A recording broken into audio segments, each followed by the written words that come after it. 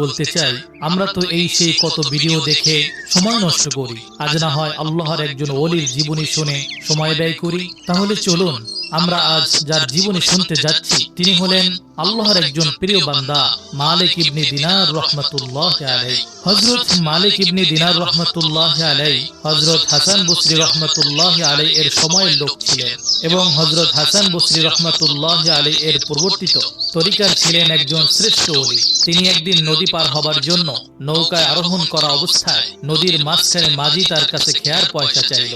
তখন হযরত মালিকের হাতে একটি পয়সাও ছিল না, অথচ মাঝি খেয়ার পয়সার জন্য পিড়াপিড়ি করলে তিনি খুব বিনয়ের সাথে বললেন, আমাকে মাফ করো ভাই, আমার কাছে কিছুই নেই। এতে মাঝি রেগে গিয়ে তাকে প্রচন্ড জোরে আঘাত করলে তিনি অজ্ঞান হয়ে পড়েন। জ্ঞান ফিরে আসলে মাঝি পুনরায় তার কাছে খেয়ার পয়সা চাইল।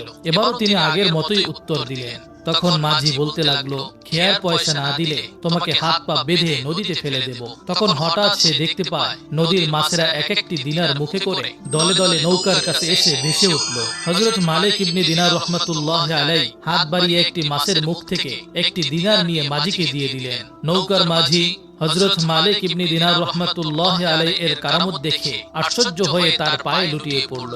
তাকে ক্ষমা করে দিয়ে হযরত মালিক ইবনে দিনার রহমাতুল্লাহ আলাইহি নৌকা থেকে নেমে পানির উপর দিয়ে চলতে চলতে অদৃশ্য হয়ে গেলেন। সেদিন থেকে তার নামের সাথে দিনার শব্দটি সংযুক্ত হয়। তার জীবন যেভাবে পরিবর্তন হয়। হযরত মালিক ইবনে দিনার রহমাতুল্লাহ আলাইহি দামেস্ক নগরীর একজন ধনী অধিবাসী ছিলেন। তিনি হযরত মুয়াবিয়া রাদিয়াল্লাহু তাআলা আনহু কর্তৃক নির্মিত দামেস্কের জামে মসজিদে 1 বছর যাবত ইতিকাফ করেছিলেন, যাতে সবাই বিশ্বাস করে তাকে সেই মসজিদের মুতাওয়াল্লি নিযুক্ত করেন। তিনি সর্বক্ষণ মসজিদে নামাজ ও ইবাদতে মশগুল থাকতেন, অথচ মনে মনে নিজেকে মুনাফিক বলেই জানতেন। এভাবে বছর কেটে যায়। একদিন রাতে তিনি মসজিদ থেকে বের হলে শুনতে পেলেন কে যেন বলছে, হে মালিক, তুমি কেন তওবা করছো না? তা শুনে হযরত মালিক ইবনে দিনার রহমাতুল্লাহ আলাইহি খুবই বিচলিত হলেন এবং ভাবতে লাগলেন, 1 বছর যাবত মানুষকে দেখানোর জন্য ইবাদত করেছি, ইখলাসের সাথে কিছুই করলাম না। এই অনুতাপ করতে করতে সে রাত থেকে খাঁটি মন নিয়ে আল্লাহর ইবাদতে লিপ্ত হলেন। পরদিন সকালে মুসল্লিগণ মসজিদে এসে পরস্পর বলাবলি করতে লাগলেন, মসজিদে বড়ই বিশৃঙ্খলা হচ্ছে। একজন উপযুক্ত মুতাওয়াল্লি নিযুক্ত করা হলে মসজিদের কাজ সুন্দরভাবে সম্পূর্ণ হবে। হযরত মালিক ইবনে দিনার রহমাতুল্লাহ আলাইহি ব্যতীত আমরা অন্য কাউকে এই কাজের উপযুক্ত বলে মনে করি না। তারপর সবাই একমত হয়ে হযরত মালিক ইবনে দিনার রহমাতুল্লাহ আলাইহির খিদমতে উপস্থিত হয়ে মুতাওয়াল্লির পদ গ্রহণ করতে অনুরোধ করলে তিনি মনে মনে বলতে লাগলেন, হে আল্লাহ, 1 বছর পর্যন্ত মুনাফিকের মতো তোমার ইবাদত করেছি, কিন্তু কাউকে আমার প্রতি একবার দৃষ্টিপাত পর্যন্ত করতে দেখিনি। আর মাত্র একটি রাত্রি খাঁটি মনে ইবাদতে মশগুল ছিলাম বলে তুমি মুতাওয়াল্লির পথ প্রদানের জন্য লোকদেরকে আমার কাছে পাঠিয়েছো। আমি তোমার রহমতের কসম করে বলছি, এখন আমার সে আকাঙ্ক্ষা আর নেই। এসব বলে তখনই তিনি মসজিদ থেকে বের হয়ে মুতাওয়াল্লির পথ গ্রহণে অসম্মতি জানিয়ে আল্লাহর ইবাদতে নিজেকে বিলীন করে দিলেন। একজন ধনী ব্যক্তি অনেক সম্পত্তি রেখে মারা যান। তার এক পরমা সুন্দরী কন্যা তার বিষয় সম্পত্তির একমাত্র উত্তরাধিকারিণী হন। সেই সুন্দরী কন্যা হযরত সাবিত বানানী রহমাতুল্লাহ আলাইহির কাছে আরজ করেন, তিনি হযরত মালিক ইবনে দিনার রহমাতুল্লাহ আলাইহি এর সহধর্মিণী হবার আকাঙ্ক্ষিনী। আমি আল্লাহর ইবাদতে সাহায্য পাওয়ার আশায় হযরত মালিক রহমাতুল্লাহ আলাইহিকে বিয়ে করতে চাই।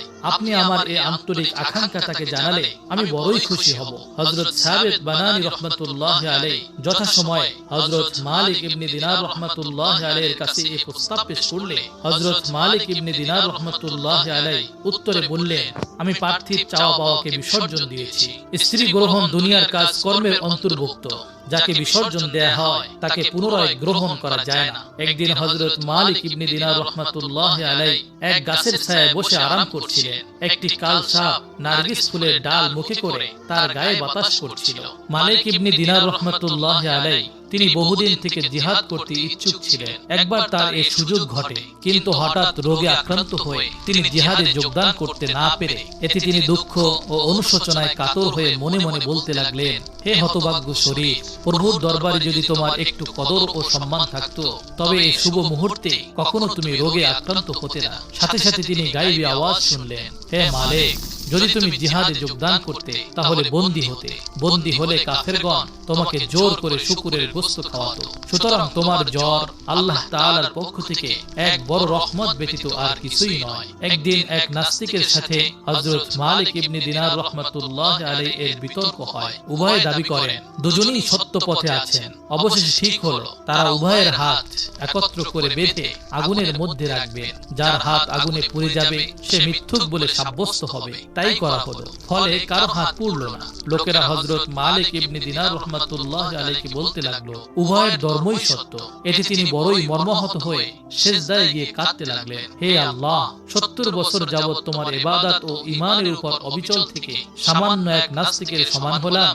গায়েবী আওয়াজ হলো, হে মালিক ইবনে দিনার, তোমার হাতই নাস্তিকের হাতকে রক্ষা করেছে। যদি নাস্তিক তার হাতকে আলাদা আগুনে রাখতো তাহলে নিশ্চয়ই তা জ্বলে যেত। একদিন হযরত মালিক ইবনে দিনার রোগে আক্রান্ত হয়ে অত্যন্ত দুর্বল হয়ে পড়েন। কিছুটা সুস্থ হওয়ার পর বিশেষ একটি কাজে বাজারে যেতে তিনি বাধ্য হন। সে সময় শহরের আমির বাজারে এসে উপস্থিত হলেন। প্রহরীগণ রাস্তা থেকে সরে যাও বলে মানুষদেরকে সরিয়ে দিচ্ছিল। শারীরিক দুর্বলতার কারণে রাস্তা থেকে সরে যেতে বিলম্ব হওয়ায় জৈনিক প্রহরী তাকে চাবুক মারলেন। তিনি বলেন, হে আল্লাহ, এর হাত কেটে যাক। পরদিন দেখা গেল সে প্রহরীর হাত সত্যি কাটা অবস্থায় রাস্তার উপরে পড়ে আছে। হযরত মালিক ইবনে দিনার রাহমাতুল্লাহ আলাইহি এর এক প্রতিবেশী বড় জালেম ও দুষ্ট প্রকৃতির ছিল।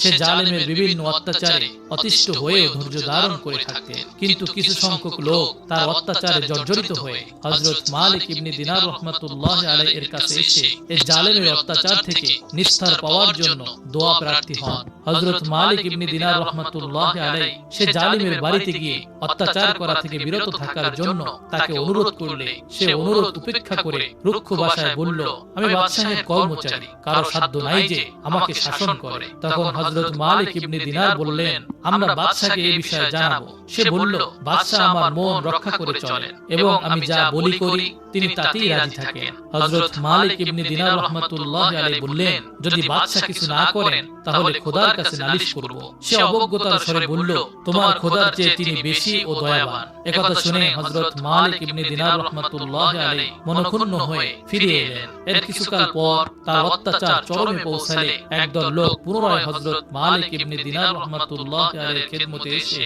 জালেমকে শাসন করতে ও তার জুলুম থেকে দেশবাসীকে রক্ষা করতে অনুরোধ করলেন। হযরত মালিক ইবনে দিনার রাহমাতুল্লাহ আলাইহি বিরক্ত ও মনক্ষুণ্ণ হয়ে তাকে শিক্ষা দেওয়ার জন্য তার গৃহের দিকে যাত্রা করলেন। প্রতিমধ্যে তিনি গায়েব থেকে এরূপ একটি আওয়াজ শুনতে পেলেন যে, আমার বন্ধুর উপর রাগ হইও না। হযরত মালিক ইবনে দিনার কথা শুনে আশ্চর্য হলেন। যথাসময়ে তিনি অত্যাচারী লোকটির বাড়ি পৌঁছালে তাকে দেখে সে বলে ওঠে, আবার কি উদ্দেশ্যে আগমন করলেন? হযরত মালিক ইবনে দিনার রাহমাতুল্লাহ আলাইহি বললেন, এবার তোমাকে একটি সুসংবাদ দিতে এসেছি যে তোমার সম্পর্কে একটি গায়েবী আওয়াজ শুনেছি। একথা বলে তিনি তাকে গায়েবী আওয়াজের কথা বললে যুবক স্তব্ধ হয়ে বলল, যদি তাই হয়ে থাকে তাহলে আমারও মনের গতি পরিবর্তিত হয়েছে। আমার যা কিছু আছে তার রাস্তায় বিলিয়ে দিচ্ছি। এরপরে সে তার যাবতীয় ধন সম্পত্তি পরিত্যাগ করে আল্লাহ তাআলার পথে বাড়ি থেকে বের হয়ে যায়। এরপর আর কেউ তাকে দেখতে পায়নি। হযরত মালিক ইবনে দিনার রাহমাতুল্লাহ আলাইহি বলেন, অনেকদিন পর আমি একবার মক্কা শরীফে তার দেখা পাই। সে নতুন চাঁদের ন্যায় হয়ে গেছে এবং সে বলছে, আল্লাহ তাআলা বলেছেন যে তিনি আমার বন্ধু, আমি আমার বন্ধুর কাছে যাচ্ছি, যাতে আমার বন্ধু রাজি থাকে তাই চাইছি। এবং আমি এও জানি যে বন্ধুর সন্তুষ্টি একমাত্র তার পূর্ণাঙ্গ আনুগত্যের মাঝেই পাওয়া যায়। আমি সরল হৃদয়ে তওবা করেছি আর কখনো গুনাহ করে তার দরবারে গুনাহগার হিসেবে গণ্য হব না। একথা বলেই সে ইন্তেকাল করে। এক সময় হযরত মালিক ইবনে দিনার রাহমাতুল্লাহ আলাইহি এক ইহুদির বাড়িতে ভাড়া ছিলেন। হযরত মালিক ইবনে দিনার রাহমাতুল্লাহ আলাইহি এর ঘরের সামনেই তার ঘর ছিল। সেখানে সে পায়খানা তৈরি করেছিল ও মলমূত্র তার ঘরের দরজায় এনে ফেলত।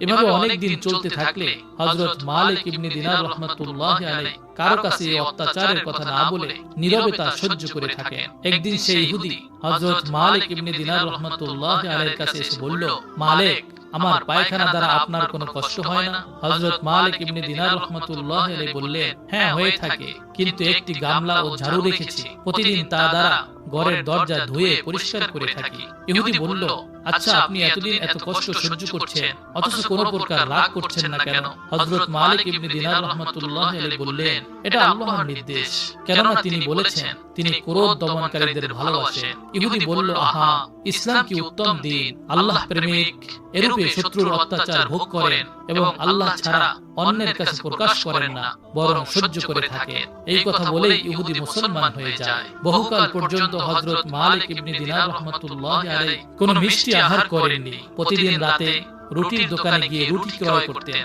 কোনো তরকারি ছাড়া শুকনো রুটি ভক্ষণ করেই রোজার নিয়ত করতেন। একদিন তিনি অসুস্থ হয়ে পড়লেন এবং গোশত খাবার প্রবল ইচ্ছে হয় তার। তখন এক কসাইয়ের দোকানে গিয়ে গোশত ক্রয় করে তা কাপড়ে ঢেকে বাড়ি নিয়ে আসেন। সকলে জানতো হযরত মালিক ইবনে দিনার রাহমাতুল্লাহি আলাইহি গোশত খান না। এখন গোশত ক্রয় করে কি করেন তা দেখার জন্য কসাই গোপনে তার এক চাকরকে হযরত মালিক ইবনে দিনার রাহমাতুল্লাহি আলাইহির পিছনে পাঠালো। চাকরটি ফিরে গিয়ে জানালো যে হযরত মালিক ইবনে দিনার রাহমাতুল্লাহি আলাইহি গোশত নিয়ে এক নির্জন স্থানে গিয়ে কাপড়ের ভিতর থেকে গোশত বের করে তিনবার তার গন্ধ নিয়ে নিজেকে সম্বোধন করে বলতে থাকেন, হে আত্মা, গন্ধ লওয়ার অতিরিক্ত তোমার অংশ নেই। তারপর গোশত একটি ভিক্ষুককে দান করে আত্মার সান্ত্বনার জন্য বলেন, হে আমার দুর্বল মন, তুমি কিছুদিন সবর করো, এ কষ্ট শেষ হবে এবং তখন এমন নিয়ামত তোমার নসিবে জুটবে যার কোনো অন্ত নেই। তিনি আরো বলেন, মানুষেরা বলে যে ব্যক্তি 40 দিন গোশত ভক্ষণ করে না তার বুদ্ধি লোপ পায়। আমি জানি না এ কথা কি অর্থ।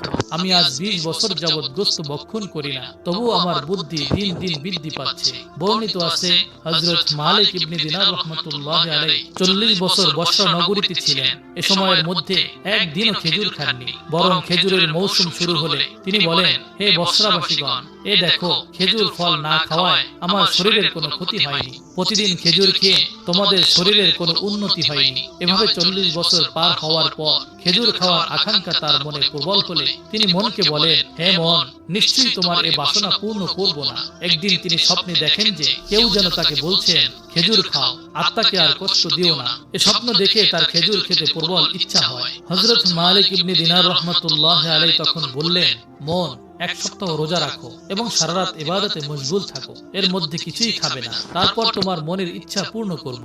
মন একথায় রাজি হলে তিনি 1 সপ্তাহ রোজা পালন করেন। তারপর হযরত মালিক ইবনে দিনার রাহমাতুল্লাহি আলাইহি খেজুর ক্রয় করেন, তা খাবার জন্য এক মসজিদে গমন করলেন। তাকে দেখে এক বালক তার পিতাকে ডেকে বলল, বাবা, এখানে এসে দেখো, এক ইহুদি মসজিদে বসে খেজুর খাওয়ার উদ্যোগ করছে। পিতা বলল, ইহুদির মসজিদে কি প্রয়োজন? এ বলে সে একটি লাঠি হাতে নিয়ে মসজিদের দিকে দৌড়ে গেল এবং হযরত মালিক ইবনে দিনার রাহমাতুল্লাহি আলাইহি দেখে তার পায়ে পড়ে বলল, খাজা সাহেব, আমাকে ক্ষমা করুন। ইহুদি ছাড়া আমাদের গ্রামে দিনে কেউই খায় না, সকল মুসলমানই রোজা রাখে। এজন্য আমার ছেলে আপনাকে চিনতে পারেনি, জানে না বলেই সে আপনাকে এরূপ বলেছে।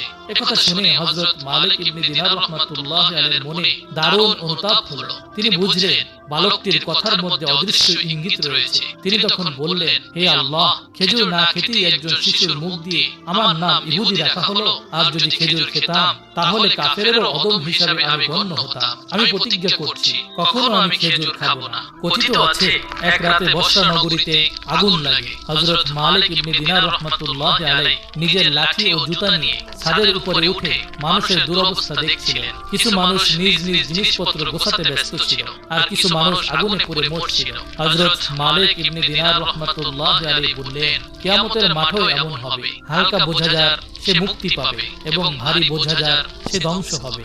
একদিন হযরত মালিক ইবনে দিনার রাহমাতুল্লাহি আলাইহি একজন রোগী ব্যক্তিকে দেখতে গিয়ে বললেন, আমি গিয়ে দেখলাম তার মৃত্যুর সময় ঘনিয়ে এসেছে। আমি তাকে কালেমায়ে শাহাদাত বারবার বলে দিচ্ছিলাম, কিন্তু সে কেবলই 10-11 বলছিল এবং কিছুতেই কালিমা উচ্চারণ করতে পারছিল না। অবশেষে সে আমাকে বলল, ওহে শেখ, আমার সামনে আগুনের এক পাহাড় উপস্থিত।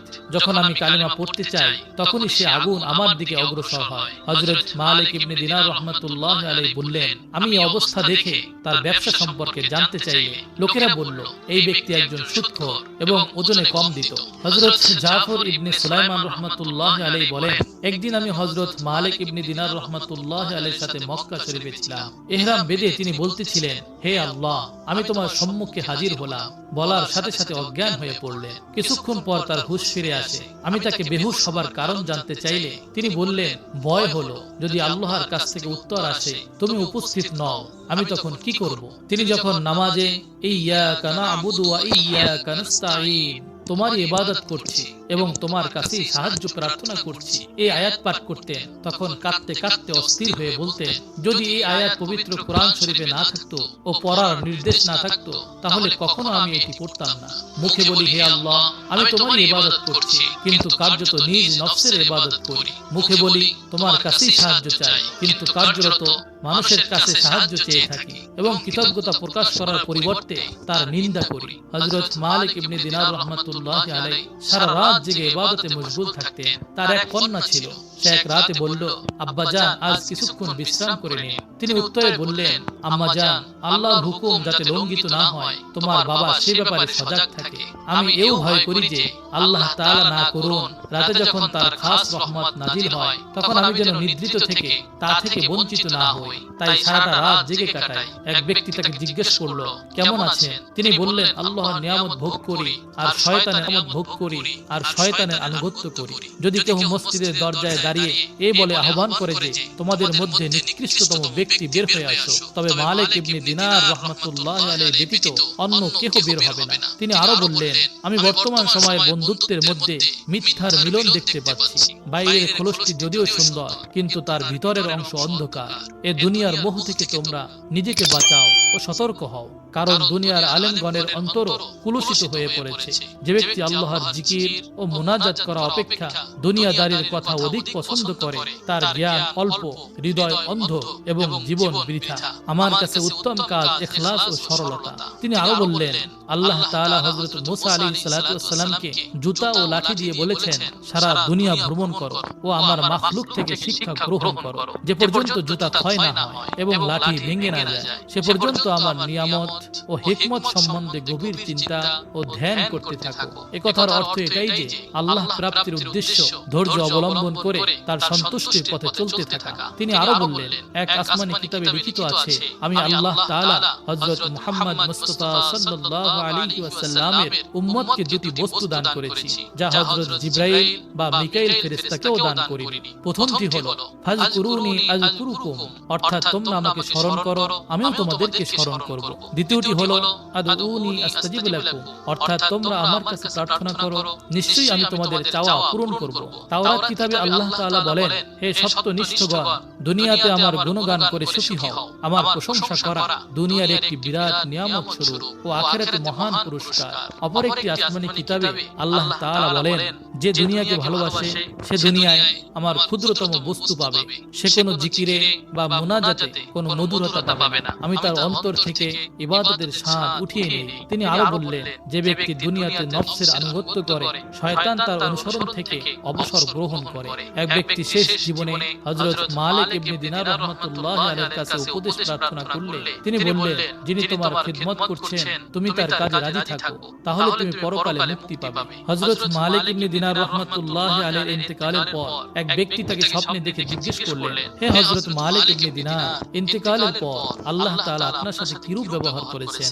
হযরত মালিক ইবনে দিনার রাহমাতুল্লাহ আলাইহি উত্তরে বললেন, আমার গুনাহ থাকা সত্ত্বেও শুধু তার প্রতি সুদৃঢ় ঈমান থাকার কারণেই তিনি দয়া করে আমাকে ক্ষমা করে দিয়েছেন। অন্য এক ব্যক্তি স্বপ্নে দেখলেন হযরত মালিক ইবনে দিনার ও হযরত মুহাম্মদ ওয়াইস রাহমাতুল্লাহ আলাইহি জান্নাতের দিকে যাচ্ছেন এবং হযরত মালিক প্রথমে জান্নাতে প্রবেশ করলেন। তিনি অবাক হয়ে ভাবলেন যে হযরত ওয়াইস রাহমাতুল্লাহ আলাইহি এত বড় প্রখ্যাত ওলি ও দরবেশ এবং বুজুর্গ ব্যক্তি হওয়া সত্ত্বেও তাকে কেন হযরত মালিক ইবনে দিনার রাহমাতুল্লাহ আলাইহির পরে জান্নাতে নেওয়া হলো? তখন গায়বী আওয়াজ হলো, ঠিকই বলেছো, তবে এর কারণ এটাই যে হযরত ওয়াইস রাহমাতুল্লাহ আলাইহি দুনিয়াতে দুটি পোশাক এবং হযরত মালিক ইবনে দিনার রাহমাতুল্লাহ আলাইহি মাত্র একটি পোশাক পরিধান করতেন। এটাই হলো সম্মানের তারতম্যের একমাত্র প্রধান কারণ। সম্মানিত বন্ধুগণ, পরবর্তী ভিডিওটি দেখা